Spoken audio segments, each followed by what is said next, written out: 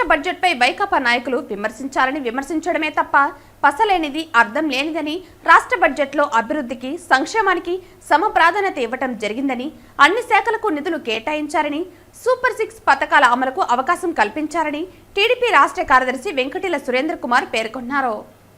ఈ సందర్భంగా ఆయన మాట్లాడుతూ, వైకాపా నాయకులు కూటమి ప్రభుత్వం నారా చంద్రబాబు నాయుడుపై పని కట్టుకుని తప్పుడు ఆరోపణలు చేస్తున్నారని అన్నారు. అసెంబ్లీకి వెళ్లని వైకాపా ఎమ్మెల్యేలకు, ఆ పార్టీ నాయకులకు బడ్జెట్పై విమర్శలు చేసే అర్హత, నైతిక హక్కు ఎక్కడ ఉంటుందని ప్రశ్నించారు. అసెంబ్లీకి వెళ్లని ఎమ్మెల్యేలు వెంటనే రాజీనామా చేసి వెళ్లిపోండని అన్నారు.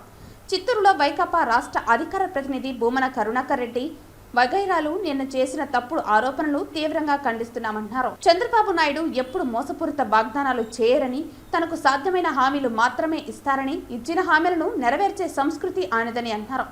వైకాపా పార్టీ జగన్మోహన్ రెడ్డి 2019 ఎన్నికల ముందు ఎన్ని హామీలు ఇచ్చారో, అధికారంలోకి వచ్చాక ఎన్ని హామీలను ఎప్పుడు ఏ విధంగా అమలు చేశారో మీరే ఒకసారి ఆత్మ విమర్శ చేసుకోండని అప్పుడు తెలుస్తుందని అన్నారు. అంతేగాని మీరు ఆరోపించేటట్లు కక్ష సాధింపులకు, తప్పుడు కేసులకు, అక్రమ అరెస్టులకు పాల్పడే ప్రభుత్వం కాదని అన్నారు.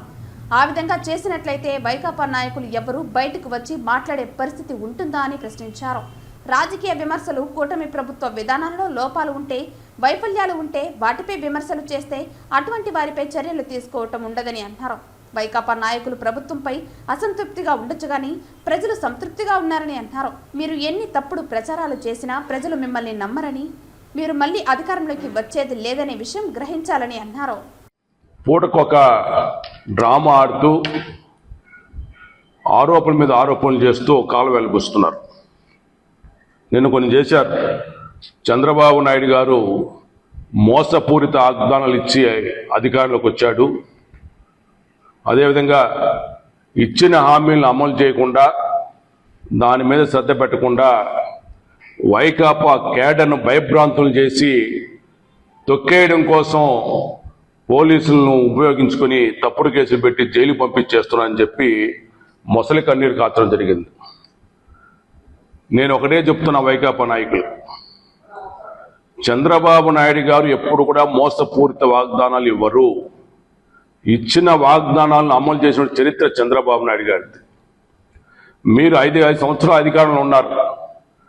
మీరు ఏ హామీలు ఇచ్చారు, ఇచ్చిన హామీలను ఎప్పుడెప్పుడు ఏ విధంగా అమలు చేశారని చెప్పి ఒకసారి ఆత్మవిమర్శన చేసుకోమని చెప్పి వైకాపా నాయకులకు నేను సూచిస్తున్నా. ఈరోజు కూటమి ప్రభుత్వం ఇచ్చిన హామీలన్నీ కూడా అమలు చేయడానికి ఇప్పటికే శ్రీకారం చుట్టింది. ఎవరికి ఎలాంటి అనుమానాలు ఉండాల్సిన అవసరం లేదు. అన్ని హామీలను కూడా కూటమి ప్రభుత్వం అమలు చేసి తీరుతుంది. దీనిపైన ఎవరికి ఎలాంటి సందేహాలు అవసరం లేదు.